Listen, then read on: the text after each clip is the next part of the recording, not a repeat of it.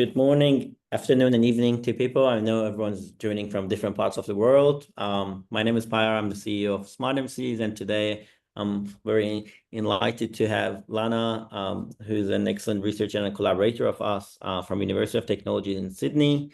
She has a very good track record of different research topics, particularly around 3D modeling of tissues and 3D bioprinting with organ-on-a-chip applications. So it's very related to kind of our works, and I'm very excited to have her today. Thanks everyone for making the time. This session will be recorded and uploaded on YouTube as pretty much every single monthly webinar. So if you have any questions, feel free to drop it in the chat as we go, and then I can, at the end of the presentation, I can stop it.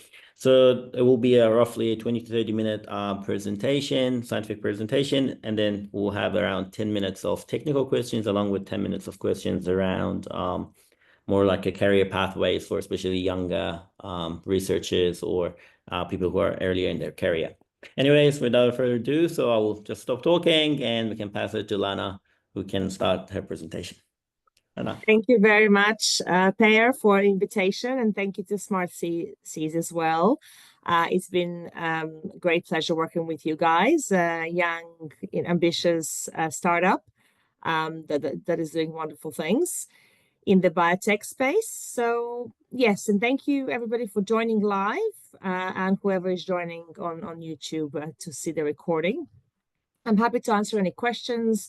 I'm available on various social media platforms, as well as I've got my website through UTS and through my own website.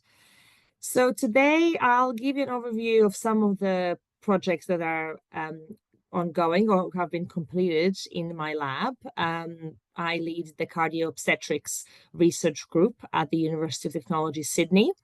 I'm also a Heart Foundation Future Leader Fellow. And at the Faculty of Science, I chair Science, Equity and Diversity Committee as well. And at UTS, I co-lead Women and Children's Health Collaborative through the Insight Institute. I'm also editor-in-chief of Hypertension in Pregnancy. So as you can see on these two pictures, the two organs that I'll focus on today are the heart, but mainly related to women's cardiovascular risk, and also placenta, which is related to pregnancy, of course. So a little bit about myself and my background, since Pyar asked me to speak about a bit of about a career development as well. I won't spend too much time, but I'm happy to answer any questions. But I come originally from Serbia, which is in the southeastern part of Europe. I was born and grew up there, and then when I was 17, I moved to England. I spent a year in Cambridge at the boarding school, and then I got accepted into the undergraduate program for Master in Pharmacy at King's College London. I've completed my undergraduate degree there, and then I moved on to become a clinical pharmacist. So I didn't get into research straight away. I actually worked as a pharmacist for about 5 years. Initially, I was a resident pharmacist at the Imperial College Healthcare Trust for 3 years, and then I moved on to Wellington Hospital, which is a private hospital in London, as a senior clinical pharmacist. And then in 2010, I got accepted to do a PhD at Queen's University Belfast, and that's in Northern Ireland, still United Kingdom, which has this is a true building. It's a really beautiful building from many years ago. And yes, so I completed my PhD at Queen's University Belfast in molecular therapeutics, and I stayed there for a short stint as a postdoc, and then progressed on to become a lecturer at Queen's University Belfast as well. And it's quite grey there, so I was quite keen to move away somewhere a bit more sunnier, and that's what brought me to Australia. So I started my position at the University of Technology Sydney in 2018 as a lecturer, and now I'm an associate professor 7 years later. So again, not a very typical academic pathway in terms of the career development. I came sort of from the clinical perspective, and as a pharmacist, I couldn't do both research and clinical aspects of the job. So this is not available to pharmacists. Unfortunately, I had to choose one or the other, and I was very passionate about research, which brings me to 2025, and this is my group at UTS that comprises very talented and passionate and hardworking postdoctoral researchers, PhD students, visiting fellows, and honor students as well.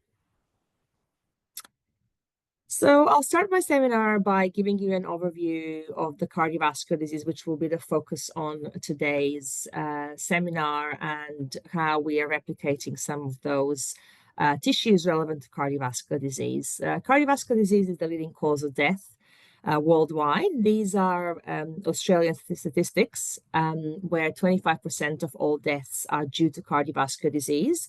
It's also applicable worldwide. In fact, between 25 and 30% of all deaths are attributed to cardiovascular disease. And definitely that is the leading cause of death above any other disease, including cancers as well. Now, since my research is focused on women's health and women's cardiovascular disease in particular, what is very important to understand is that there are significant sex differences in cardiovascular disease between men and women. Heart disease in women is actually currently under-recognized, under-diagnosed, and under-researched as well. In fact, women experience heart attacks.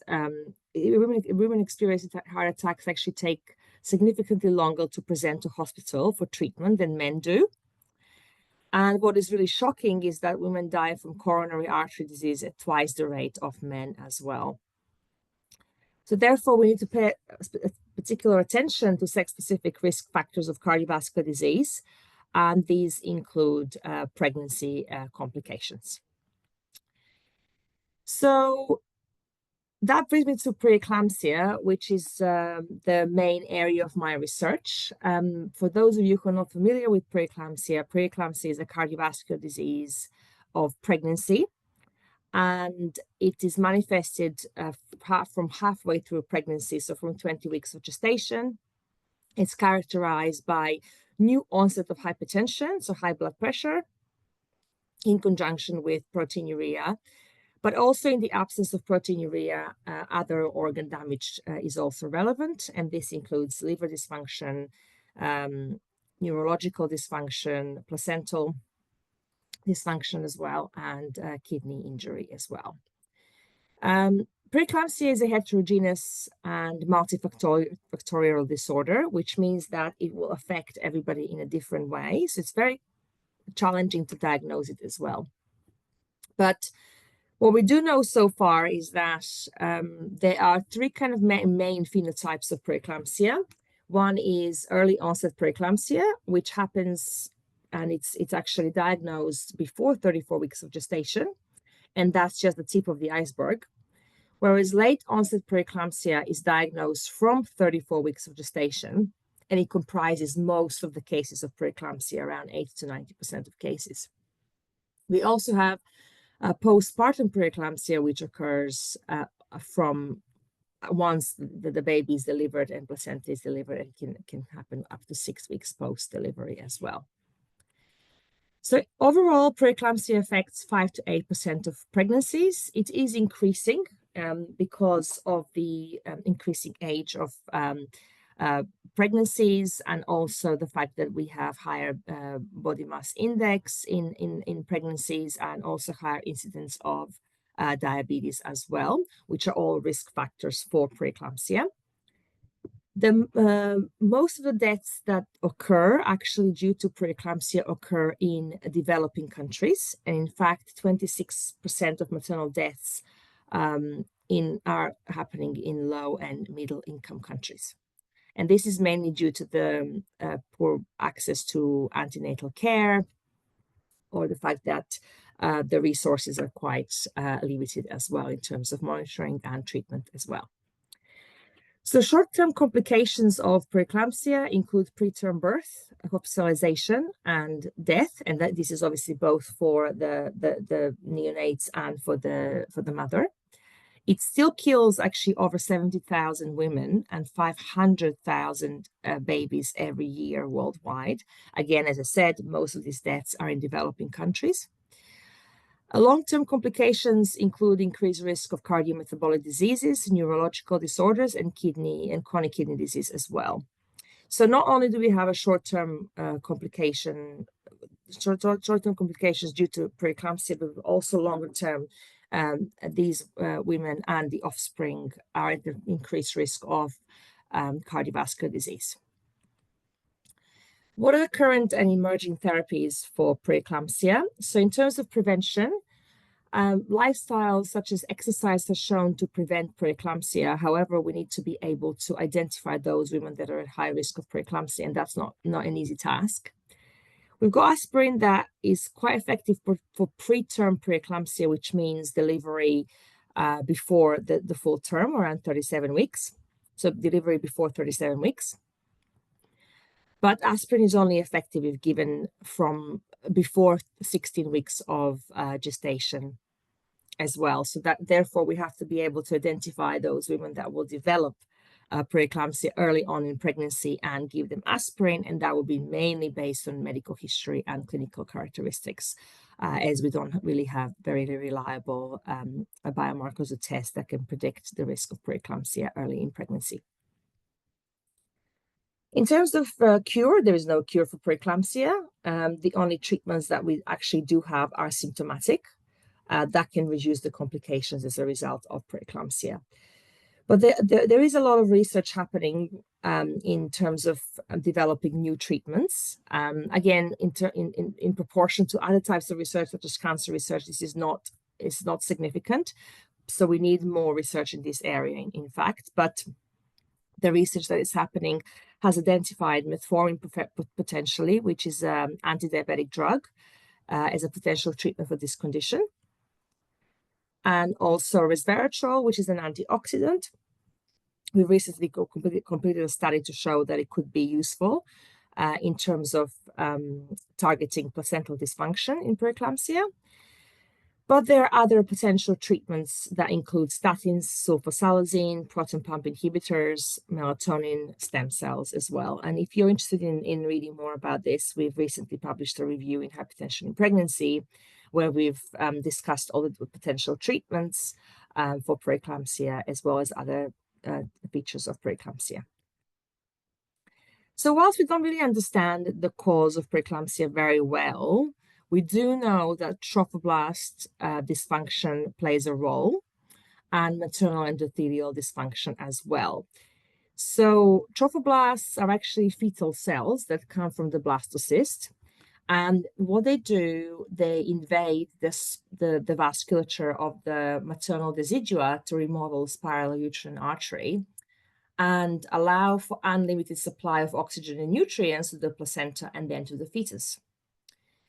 Now, in preeclampsia, this process is restricted and not fully developed. Therefore, it causes sort of restricted supply of nutrients and oxygen, and also potentially hypoxia within the placenta and ischemia, reperfusion as a result of that, leading to oxidative stress and inflammation that eventually causes preeclampsia.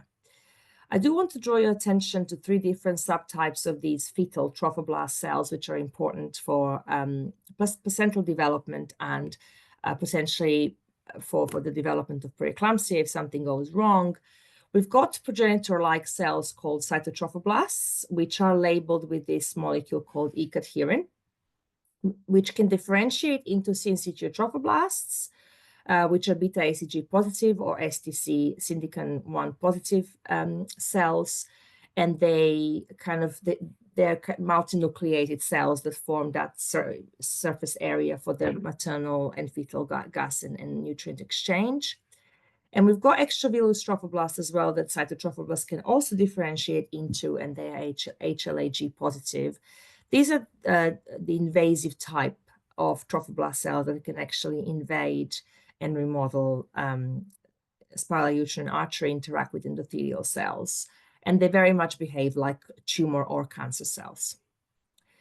So when this goes wrong, this process of trophoblast cells kind of remodeling maternal vasculature to develop placenta, this can lead to angiogenic factor imbalance, where we have high levels of anti-angiogenic factors and lower levels of pro-angiogenic factors, eventually leading to preeclampsia later on in pregnancy. And other features include inflammatory cytokine abundance, prolonged hypoxia, and oxidative stress as well. So the reason why I was giving you this bit background is to appreciate that we actually don't understand much about the pathogenesis of preeclampsia, because we really don't have very good models of the placenta. And even though we don't really understand what's causing preeclampsia very well, and there are different causes and different potential types of preeclampsia, but placental dysfunction is the root cause and the hallmark feature. So if we understand placenta, whether that's the development of the placenta or the growth of the placenta better, we can actually understand what causes preeclampsia and then develop better monitoring, predictive, and treatments as well. We can't really access early placenta because we can't just go inside the sort of pregnant belly and take the biopsy of the placenta like we do with tumors, for example, because that's, first of all, it's challenging, and it's high risk procedure that can lead to increased risk of miscarriage, and it's also difficult to obtain those samples as well. A lot of research has been done in 2D culture, where trophoblasts or endothelial cells are grown on plastic, and we have sort of gotten some information out of it, but again, this is not really physiologically relevant because placental tissue is a 3D tissue that has also extracellular matrix and different cell types, and therefore doesn't recapitulate the placental tissue very well. We have different models of animal models of preeclampsia, in fact, but most of them are induced because animals don't spontaneously develop preeclampsia. The only type of animals that develop preeclampsia potentially spontaneously are apes. But again, this is not placental structure, and architecture is quite different between the human and the animal placenta as well. And that has brought us to develop sort of 3D organoid type or placenta-on-a-chip models. And this is the work that my previous PhD student, who is now a postdoc and associate lecturer in my lab, Dr. Claire Richards, has been doing for a number of years very successfully. So then I'll move on to the first part of the story, which is about our placenta-on-a-chip model. So this work was done to develop a better model of that maternal-fetal interaction and to understand mechanisms of early development and potentially screen for new biomarkers and treatments for preeclampsia. So again, the work was done in my lab by Dr. Sahar Gorbanpour and Dr. Claire Richards. They were both PhD students in my lab. What we've done here is we've actually co-cultured using these Ames biochips, ACH3Ps, which are the first trimester trophoblast cell line. It's a custom-made cell line that very closely represents the first trimester primary trophoblasts. And this was kindly provided to us by a collaborator, Professor Gernot Desoy from the Graz Medical University. We were able to actually use and co-culture this cell line together with HUVEC, which is the human umbilical vein endothelial cells, and in collagen type 1. So in the middle, we had endothelial cells. In the side channel, we had our trophoblast cells.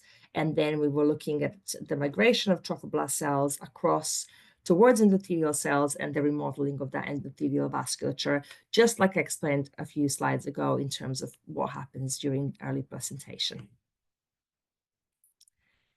So our ACH3P cells are representative of the primary first trimester trophoblasts because they contain 3 different subtypes. So E-cadherin positive cytotrophoblasts, beta ICG positive syncytial trophoblasts, and HLA-G positive extravillous trophoblasts. And these are our 3D bioprinted organoids, which I won't talk about today in great detail, but we are still working on this and finalizing our manuscript. But again, I'm happy to answer any questions regarding to this. And these are the bioprinted placental organoids.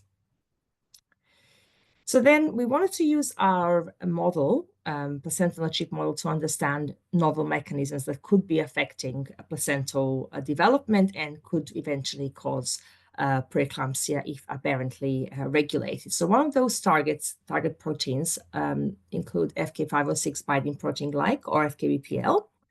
I've been working on this protein for over 15 years now, actually. I started working with it in cancer during my PhD back at Queen's University Belfast, where we've demonstrated that it's a potent secreted anti-angiogenic protein, and in collaboration with the company Northern Ireland Almac Discovery, we developed a peptide based on the protein, which has undergone phase 1 clinical trials for the treatment of solid tumors, showing favorable profile and safety in humans.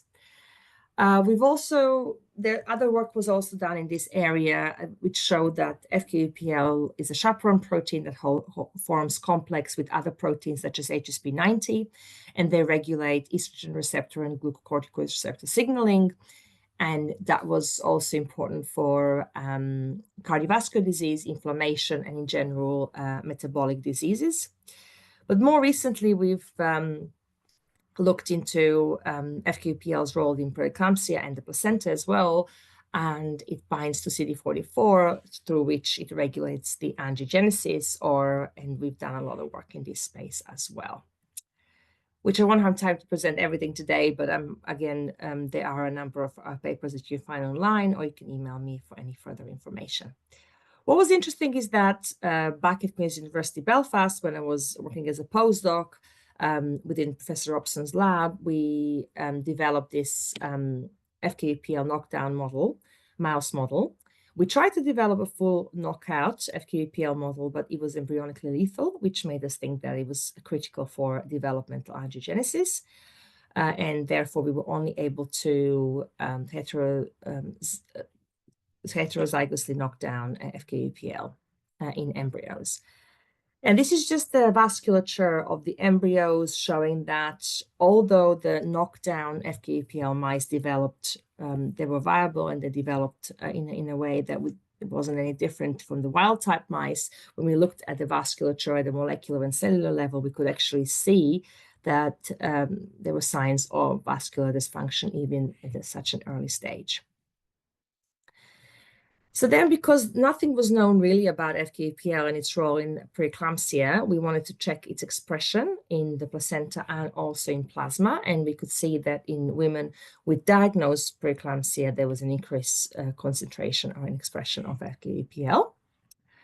Now, this was interesting because when we looked at the samples before preeclampsia was evident in those who proceeded to develop preeclampsia, FKBPL was actually reduced. And this was in opposite trend to CD44, which is its target protein, with an overall CD44 FKBPL ratio being increased. And this is pre-diagnosis of preeclampsia. Whereas after diagnosis of preeclampsia, the ratio was inversed, in fact, and CD44 ratio was reduced, which suggests restricted angiogenesis when FKBPL is high and CD44 is low. But the most important thing is that there are these longitudinal changes pre and post diagnosis, which can be useful for risk prediction, early diagnosis, and finally reducing premature births and death. So then could our placenta-on-a-chip 3D model actually replicate those longitudinal changes that we see pre and post diagnosis of preeclampsia? So we treated our cells with TNF-alpha, which is tumor necrosis factor, which is known to be elevated in preeclampsia. And indeed, we could see that after 24 hours, FKBPL was highly expressed in trophoblast cells and endothelial cells, whereas after 72 hours, it sort of was reduced, which made us think that this could be because of this compensatory angiogenesis, that the cells were trying to actually suppress FKBPL to be able to stimulate angiogenesis. As you can see here, actually with TNF-alpha treatment, angiogenesis was restricted, whereas another interesting aspect of this was that ACH3Ps were actually very much attracted to HUVEC or endothelial cells. So when they were in the middle, they were migrating across. When they weren't in the middle, ACH3Ps were not migrating across. And this migration was also regulated to some extent by TNF-alpha, but mainly in the absence of endothelial cells, whereas in the presence of endothelial cells, TNF-alpha couldn't really do any more than HUVEC were already doing in that aspect. So that, to summarize this part of the talk, I've given you an example of placenta-on-a-chip model that we developed in the lab, which elucidates interaction between the maternal and fetal cells as part of placentation. We identified new mechanism that involves FKBPL. That could be important for placental development, but also preeclampsia too. Trophoblast migration is dependent on the presence of endothelial cells and inflammation. And we've shown the inflammation impairs vascular formation, which is what is seen in the real preeclampsia case, in human preeclampsia. So then moving on to what happens after pregnancy. So we know that preeclampsia increases the risk of future cardiovascular disease, but we don't know why. And there is no standardized model of care that follows women and children post-hypertensive disorders in pregnancy, including preeclampsia, to identify those that will develop cardiovascular disease. So this is a very unknown area. And it's actually in bloom right now, because there is a lot to be answered in terms of what happens and in terms of the cardiovascular risk in the future following preeclampsia. So we know that there is a strong epidemiological evidence, but we don't understand why this happens, and there is limited knowledge that has impeded the development of appropriate monitoring and treatment strategies for these high-risk women and their offspring. So we partnered with our collaborators from St. George Hospital here in Sydney, Associate Professor, now Professor Amanda Henry, and Dr. Lynn Roberts and Dr. Greg Davis.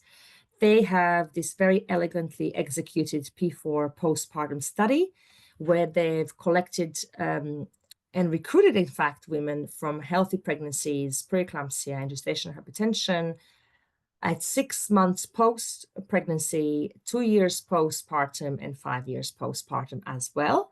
They've collected various metabolic and cardiovascular parameters, clinical characteristics. They've done a lot of other work in this area, but our sub-study actually focused on these 5-year postpartum samples where we've collected patient blood samples, medical history, and clinical characteristics. And what we wanted to see is identify some biomarkers that could tell us which women are at increased risk of cardiovascular disease. And also we used some of these patient-derived samples to develop a 3D cardiac spheroid model that could potentially tell us more about what's happening inside women's body following preeclampsia.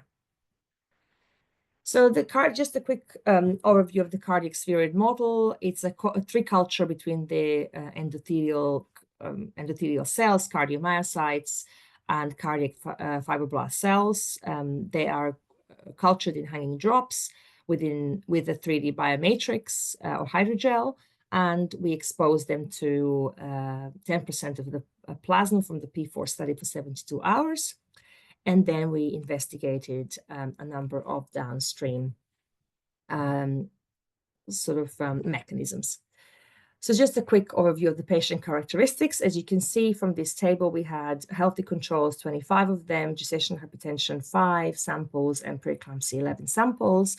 And by looking at the clinical characteristics, there was no difference, and there was no sign that women from preeclampsia group or from gestational hypertension group had any potential cardiovascular or metabolic diseases at this stage, 5 years postpartum. But what was interesting is that when we looked at the cellular level in cardiac spheroids that were exposed to the plasma from these women that potentially have the secretome that could be damaging heart, and that is one of the hypotheses why this is kind of preeclampsia can increase risk of cardiovascular disease in the future. We saw that the percentage of live cells was reduced when incubated in plasma from gestational hypertension, which was not the case with preeclampsia. Then we looked at the contractility as well of these cardiac spheroids.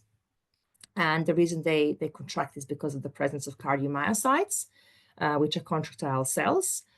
It was very interesting that actually cardiac spheroids exposed to plasma from gestational hypertension or preeclampsia were contracting at a much higher rate, which could potentially indicate cardiac dysfunction.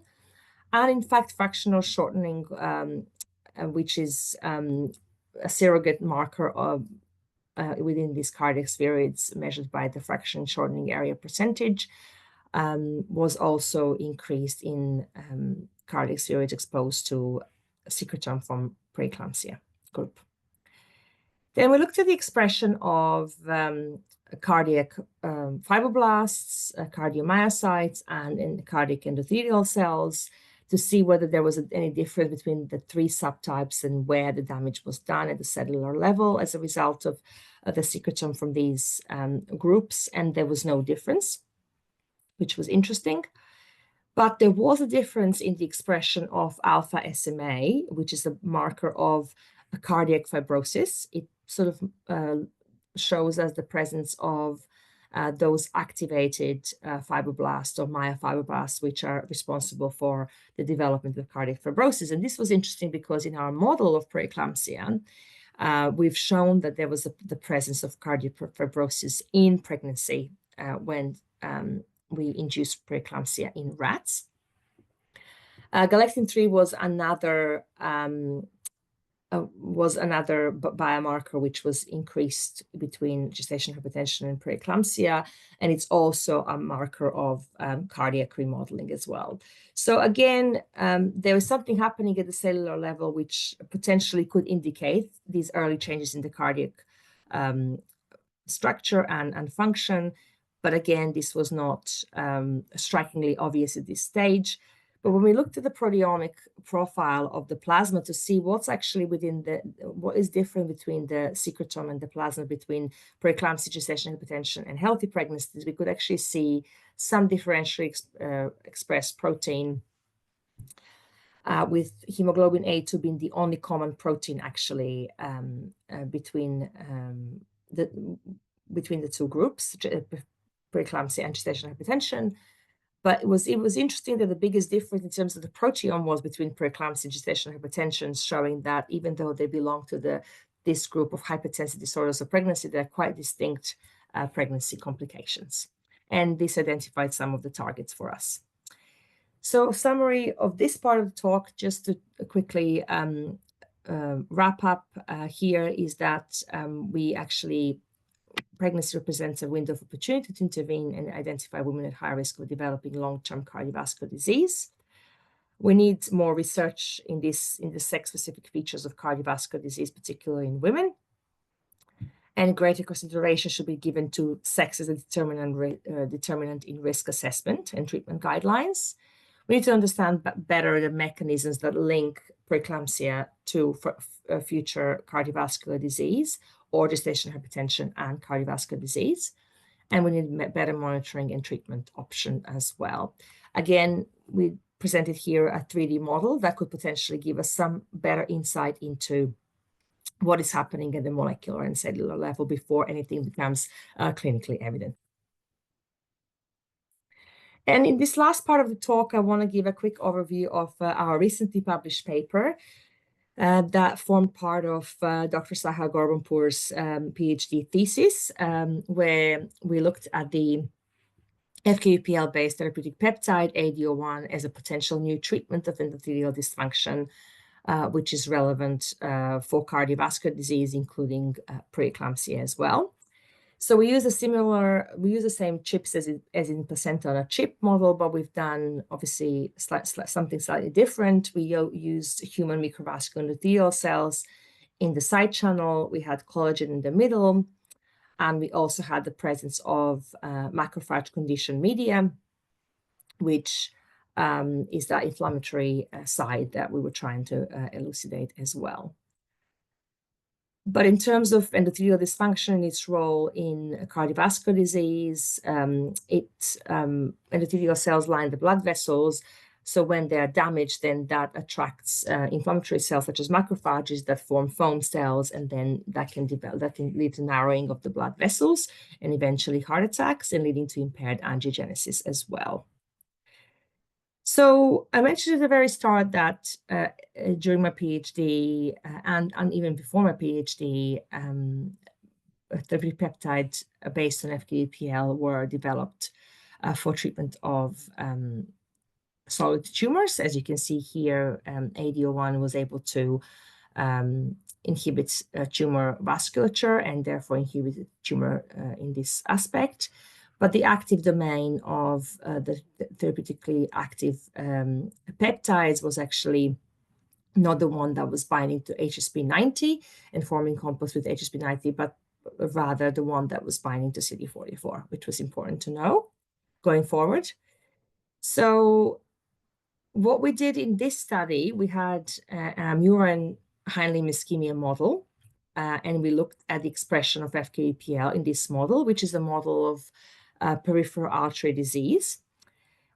There was no information previously whether FKAPL has a role in here, but we do know that it's a critical regulator of angiogenesis, and angiogenesis plays a big role in this process of revascularization following ischemia. Indeed, FKAPL was significantly reduced in conjunction with increased hypoxia-inducible factor 1 alpha, which is the main regulator of hypoxia-induced changes in the endothelium. And this was in conjunction again with neovascularization and increased number of capillaries in vasculature. So again, we are seeing here that the cells and the tissue is trying to push down FKAPL to be able to stimulate angiogenesis and regrow it. So in our model of endothelial cell dysfunction, we had 3 different conditions. We had macrophage condition media, which stimulates the inflammatory side of ischemic limb or peripheral artery disease, which has the presence of ischemia leading to inflammation. We also use DMOG, which is hypoxia-inducible factor mimic, and we used our AD01 treatment to test whether it could actually abrogate some of the changes that were caused by a macrophage condition media and DMOG treatment. Indeed, AD01 was able to do that, and it was interestingly regulating FKAPL in manners that we didn't expect. It seems to be restoring FKAPL to normal levels. And we know that FKAPL is, again, critical for angiogenesis, and it's very tightly regulated. But when AD01 was actually created, it was created as a mimic of FKAPL. But again, in different scenarios, in different settings, it seems to be doing different things, and it seems to work really hard to actually restore and normalize the expression of FKAPL. For example, when it's downregulated, it's upregulating it, and when it's upregulated, it's downregulating it and restoring it to normal levels so that it's potentially preventing that endothelial dysfunction caused by varying levels and expression of FKAPL. In terms of endothelial cells, following knockdown of FKAPL, AD01 was actually able to restore endothelial cell function in low FKAPL expression. In the presence of inflammation, AD01 did not seem to have an effect on endothelial cell migration, whereas in hypoxia, it had a substantial effect in terms of restoring that endothelial behavior to normal. And then we wanted to see whether FKAPL and AD01, in fact, were regulating HIF1 alpha, which is one of the very important targets in the endothelial dysfunction and in hypoxia-driven cardiovascular disease. And indeed, it was able to restore and normalize HIF1 alpha expression in a similar way that it was doing with FKAPL. We've carried out proteomics on some of these samples to see particularly the ones treated with DMOG, which is the hypoxia, because we could see that AD01 or FKAPL peptide was able to actually restore hypoxia-mediated changes in endothelial function more so than in inflammation.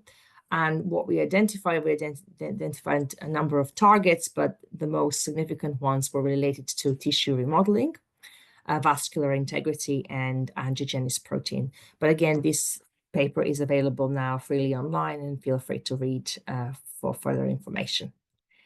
So in summary of this part of the talk, and I'm now wrapping up the whole talk as well. So FKBPL is downregulated by hypoxia and upregulated by macrophage-driven inflammation. ADO1, which is a FKBPL-based therapeutic peptide, is able to restore hypoxia and inflammation-induced endothelial dysfunction and stabilizes HIF-1 alpha, and as well as V-cadherin, which is a marker of endothelial cell dysfunction, and CD31.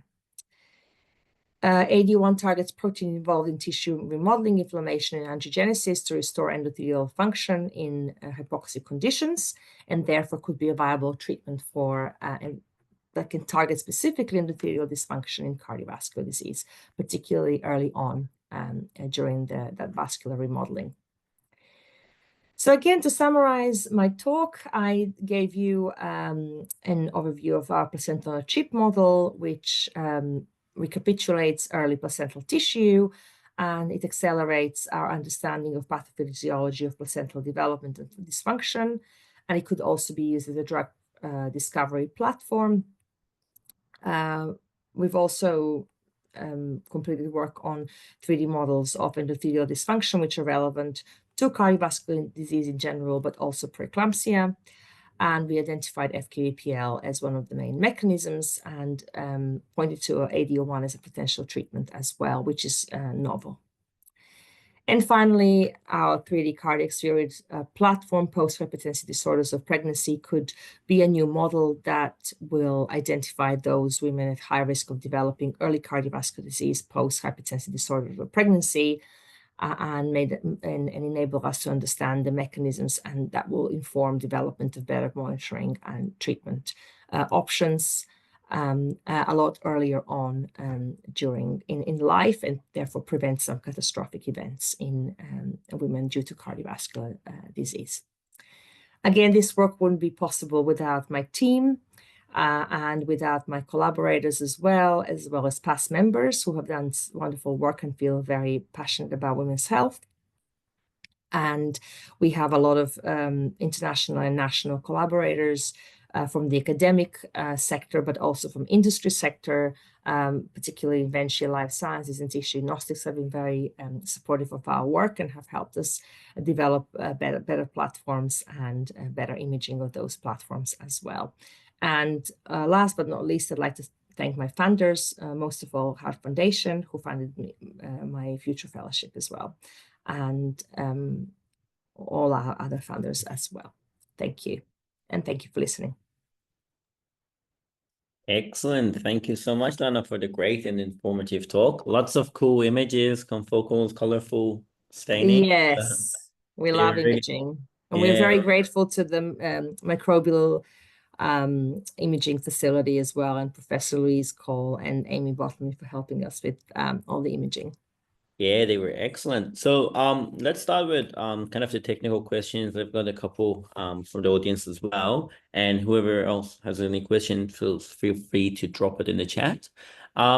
So I think this was a really great example. First one's from myself. It was a really good example of where we cannot really take biopsy from patients as we do, for example, for cancer or any skin type diseases or so. So kind of what were the top limitations you observed with your 3D models? And also particularly, I'm very interested to know what are the judgment criteria you had? So what is a good model, or how do you find the limitations? Like, how do you define those? Yes. It is difficult to replicate what impact certain treatments could have on, for example, fetal development. So we are still, and other organs as well. So again, having the impact on other organs is quite difficult to replicate in 3D culture in one model. And therefore that necessitates translation of some of these, at least in preclinical models, which is what we are doing now in my lab. So I've got a very hardworking and dedicated PhD student, Fatima Haidiri, who is doing that work, in fact, and testing some of the treatments that I've mentioned here today. So again, that is the hard part. We can look at how various mechanisms and treatments influence the behavior of trophoblast cells or endothelial cells. So we know that we want trophoblast cells to be able to migrate, and inhibition in migration can impact on placentation. Endothelial cells need to perform vasculature in these tubular networks, and if they're disintegrated, then obviously that's a sign of endothelial dysfunction. So these are kind of the points that we are looking for and how various stimuli and treatments actually affect those. But ultimately, we don't really know. If we are repurposing treatments and we know that they're safe in pregnancy, then that's probably the best way to go about this, because it's very difficult to test things in pregnancy that are completely new and novel and they've never been used. But if we know that some treatments like metformin, they've been used in diabetic women and it's known to be safe in pregnancy, then it will be our better option. Yeah, that's very cool. And then on the first bit of your 3D models, I think I might have missed it. Did you kind of drive those from patients, or were they like organoids that you kind of developed in the lab yourself by just clumping like aggregates of cells? Yes, so we use what I presented there in terms of the placental work and organoids. These are the cell lines that obviously came from patients originally, but were immortalized. We do have some potentially kind of, again, trophoblast stem cells that we're working with as well, that we want to form organoids. But our ACH3P line, it's kind of like a stem-like, so that it can actually, those cytotrophoblasts can spontaneously differentiate into syncytial trophoblasts and extravillous trophoblasts. So that's why we're calling them organoids rather than spheroids, because they do differentiate and form subtypes of other cells. Yeah, that was, I think, the question Lynn also asked. And he was asking if how was differentiation happening? Are you kind of guiding that differentiation by introducing some, I guess, media factors or so? So with the ACH3Ps, which are the first trimester trophoblast cells that I've shown you, we are not guiding it. It's happening spontaneously. But we do have now trophoblast stem cells that we can guide and towards differentiation and chemically induce differentiation towards one type or the other type, or maintain stemness. We can do that. But of course, we're very interested in improving these models using different biomaterials, and we have been working with you guys as well with the hydrogels, trying to get some. So far we've used collagen in Matrigel and some of the PEG-based hydrogels as well, but it would be nice to kind of see which ones are the best, like Gelma is coming through as a very useful one, and other types.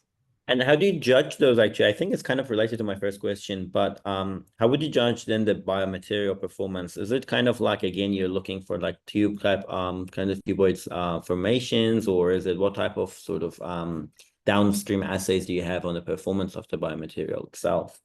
Yes, so I think it will, first of all, we will be interested in if the organoids would form, and if our cells will survive in those environments, and if they would behave like in a placenta-on-a-chip, whether they would migrate, they would integrate, the endothelial tubular formations are going to be formed, so that kind of thing. I think, yeah, that would have been very interesting, because I guess, like, for example, Gemma will promote, like, or for what we have seen as cell aggregates to open up essentially a little bit and try to see like more migration type thing, whereas like more alginate based hydrogels, probably if you don't have especially growth factors or peptides in it, will probably tend to keep the organoids like they don't like to get. But anyway, that's a very cool, I guess, scientific discussion. We can have it later as well. Yes, yes. Nathan has asked one question. So based on kind of your findings, what do you think could be the potential treatments, or I guess the general directions in the industry of the future of this healthcare around this? Yes, I mean, what I've showed you here was kind of mainly based around our protein of interest, which is FKBPL. So we are trying to target it in the context of preeclampsia, but also in the context of cardiovascular disease, either to harness it or to obviously down-regulate it. And what we are finding really interesting is that with AD01, we are seeing these kind of, it rescues FQPL in a way in hypoxia or inflammation or you know, in our endothelial cell function. So I think for the cardiovascular disease and potentially the peripheral artery disease, we're quite interested in actually testing now in animal models and further testing AD01 as a potential treatment in conditions that are affected by hypoxia, such as heart attacks or ischemic heart disease, or is like peripheral artery disease, whereas there is that narrowing and reduced blood supply. That would be really good. And we know that AD01 is safe in humans because it's been tested in clinical trials with cancer patients. For pregnancy, it's quite tough because it's anti-angiogenic. And we're testing it in some of our animal models, but and it's showing showing us good safety profile so far. We're obviously we're still just starting with that. But I think it will be difficult for translation. So for pregnancy and for preeclampsia, what we are really looking to do is go through repurposing route, where we were looking at how metformin affects FKPL expression, or aspirin, or resveratrol, or some supplements. Exercise as well is coming through as an interesting intervention. So that's kind of what the plan will be with pregnancy treatment and preeclampsia treatment. Yeah, that's very cool. I guess there will be a lot of sort of regulatory stuff in between before that can be seen in patients. But yeah, no, that's really, really cool and exciting to see this kind of fundamental and primary type research working. Just before we go, I had a couple also questions, wanted to kind of aim at more like carrier type questions on your pathways, especially I can imagine you have been having like done your PhD in the European countries and have been exposed to that I guess environment versus now how you see Australia. What are the key differences for early carrier people? So especially if you just recently finished your PhD, I guess the industry there probably is in different size, like in terms of like biotech companies there compared to Australia. So I guess industrial options might be more limited here, or maybe not, I don't know. And also a little bit about like how would the funding work in the academic settings versus the like in Australia versus Europe? Yes. It's a good question and very difficult to answer in terms of research opportunities and funding. I feel that potentially Europe has more funding and better funding streams than Australia, and there are potentially more job opportunities because the market is much bigger as well, and there is quite a bit of investment in R&D, and particularly in the industry sector. A lot of innovation is happening in Europe and America as well. So I think in terms of that translation and innovation, I think we are lagging behind here in Australia because we are really good at research and we are world-class in terms of research, but translation could be quite challenging because I think the research and development sector, industry sector, is not very well developed potentially in Australia as well as in Europe, and it's a much bigger market as well. So I think for early career researchers, I think it's good to get that experience and see what's available and build your networks and people that you can work with for a couple of years and then make a decision. I think it's a great experience. Yeah, I think exposure is really good. And actually, my next question was around that as well. So I guess a lot of people who just go through their PhD, obviously that will be the topic and the type of research gets done is really dictated by the theme of that research group that they're working in or the supervisor and how they're navigating through. How do you see kind of early carriers should kind of distinguish between, obviously there will be parts that they would like, and also there is a part that it's really hot in terms of grant outcomes or, you know, those type of like fundings that they can get. How do you balance that, and how do the early carriers should really like distinguish between like where to pick which, you know what I mean? Like it's definitely a very tricky because you do your PhD, you're under group and you're doing a strict research, but then after that, I guess you're expected to a bit more focus on your own research and start developing your own kind of group. How do you see that transition? Yes, I think it is very tricky. The only everybody's under pressure, obviously, to get the outputs and to produce the results from the research that's been funded by a certain stream that then funds the postdoctoral salary as well.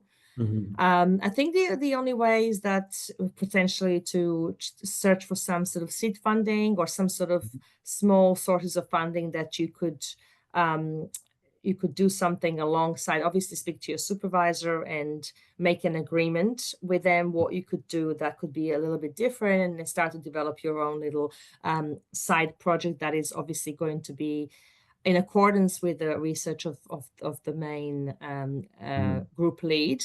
But ultimately, the best way to become independent, truly independent, is to get a fellowship. And fellowships are very, very tough and very competitive. There is no doubt about that. But if you are publishing good papers and if you have a great track record, it doesn't have to be in an area that it's your own. It could be in an area of the supervisor that you're working with. I think that's going to give you a really good step up to then eventually be successful in your own fellowship. And once you get your own fellowship, then you're free to do whatever you like. But again, it is tricky to do that, to have that transition, because just not enough hours in the day. Yeah, and I can imagine so many variables in between, right? That you have to manage through your own project and a side project that you would want to run. And I think next question Lynn asked in the chat as well is kind of similar and in line with this. So he's asking if he's interested in the cardiac research in the future, and he was asking for some tips about Heart Foundation. I think it's a fellowship grant as well. And I know that you received it before. So, and what do you think they would be most interested in? Is it more industrial type questions that can translate, or academic and fundamental questions that they try to address? Definitely, I would say industrial, kind of applicable, sort of translatable questions. Yeah. Research that could lead to some outputs or outcomes or impact that are gonna change the outcomes and quality of life of people with cardiovascular disease. I think it's very important. They're not really interested in basic science research for the sake of research. They're more interested in why you're doing this and how is this going to help people in the future. So very translational, very kind of has to be applicable, but also not just to kind of disadvantaged groups as well, and the equality and equal access to healthcare is also very important aspect. Remote areas, for example, or like, for example, women who are being women's heart disease is underdiagnosed, under research. It's an area of unmet clinical need. So, and definitely very important to find some clinical collaborators and people who can actually facilitate access to samples and clinical and patients and kind of help you translate what you're developing. Excellent. I guess, Lynn, that's the answer to your question. And thank you so much, Lana. I can go on forever with the questions, but I'm aware it's 8 p.m. here, so you probably want to get back to your family and maybe dinner, a late dinner. But yes, thank you so much. We really appreciated the presentation. It was really great and informative, and great sort of questions and answers I think we had at the end. For everyone in the audience. Yes, thank you so much. And everyone in the audience, this will be recorded, as I mentioned, and will be uploaded on YouTube. And if you have a question, I guess you can directly reach out to Lana or ourselves, and we can forward you to her. And we look forward to working with you guys in the future as well, with your microcarriers and with also hydrogels and all the other product range that you're developing. You're doing a great job. Yes, certainly. We'll love to continue the work as well. And yeah, we'll be in touch, I guess, in the coming weeks. Yes, definitely. Thank you. Great. Bye-bye. Thank you so much, everyone, for listening. Everyone. Have a good evening. Thank you for coming. Bye.